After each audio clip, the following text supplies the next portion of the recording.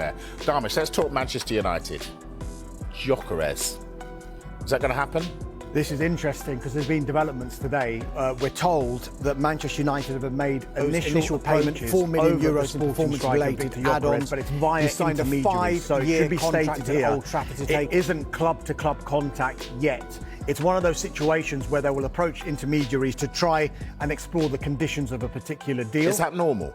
Yeah, these things can happen between clubs. If a player has been told, yes, we will allow you to leave provided the price is right, there's no point wasting time. It's almost the unwritten rule of like, see if you can sort out a club and then the two clubs will come together and try and sort out a price. There's no point spending weeks and weeks, clubs trying to sort out a fee, finally getting it over the line and then say, come on then, oh no, I don't fancy going. Yeah. And all of that will have been for nothing. So there has to be some sort of encouragement that the player would want to go. We do know that the head coach, Ruben Amorim, is a huge admirer of Viktor Gyökeres. He played under Amorim at Sporting, played fantastically well under Amorim, continued to play fantastically well last season as well. And it should also be said here that United are in the market for a striker regardless of what happens with Rasmus Højlund. We did tell you last week that there has been some interest, particularly from Italy, where his stock is still quite high because he came from Atalanta, was highly rated when United took a punt on him. Inter Milan, we think, are interested. They were just waiting for Christian Kivu to be appointed officially, and now they will make a decision on whether they want to pursue it or not.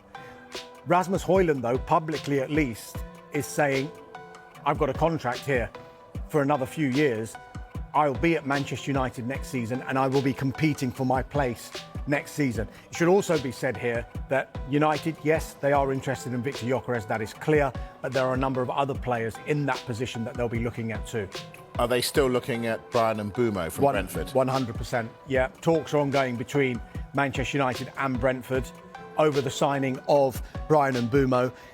United, we think, will go back in with an improved offer for the forward after their first offer was rejected.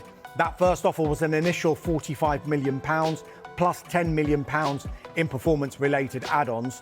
So you're looking at a total package of £55 million. And I think United knew that would get rejected, but it's the start of a negotiation.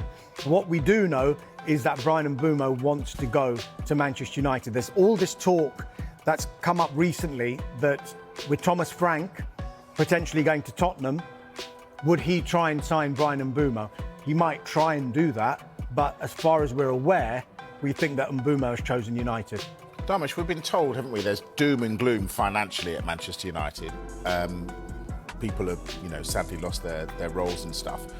Where's the money coming from for these signings? Well, I mean, look, with regard to the Cunha signing and the Mbueumo signing, it's not Manchester United start a transfer window and they've got £0 to spend. They will have a budget, and I think that regardless of what happens with sales, those two kind of signings will fall within that budget. I think thereafter, then you might see a situation where Manchester United will have to maybe make sales to fund other signings. Now, if you look, interestingly, at the signings that they're trying to make at the moment, Mbueumo and Cunha's in already.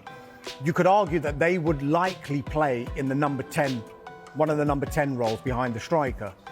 Now, if you look at the players that United have in their squad who could potentially play in that role, you're looking at the likes of Rashford, Sancho, Antony, Garnacho. They look like that they would be up for sale effectively for United. So I think United would prefer permanent sales of those players.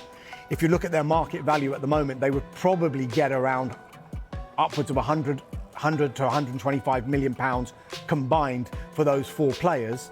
But you can't rule out loan moves again for these players either, because some of them, particularly Rashford and Sancho, will be on high wages. And so would a club want to take on those high wages, or will they need the help of a club like United to be able to maybe just subsidise some of those wages as well? Another complicated summer for United then. Kaveh Solokol, Dharmesh Chef, our transfer gurus tonight. Let's start with Viktor Gyökeres.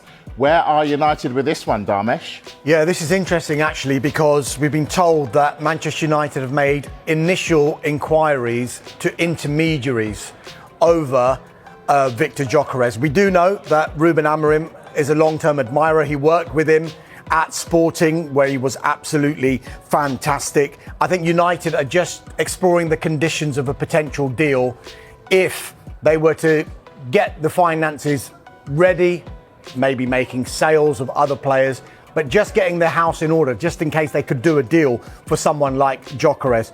They've been in the market for a striker, and they will continue to be in the market for a striker, regardless of what happens with Rasmus Højlund, because there's lots of talk about maybe Højlund leaving Old Trafford. We think that Inter Milan might be interested in him as well, but he actually spoke over the weekend after Denmark had beaten Northern Ireland, and he says, I expect to be at Manchester United next season and I want to fight for my place. But it must be also said here that United are not just looking at Gyökeres, they're looking at a number of players in that position. Carve, why would Gyökeres go to United? Dreadful season, no European football. Is that showing a lack of ambition?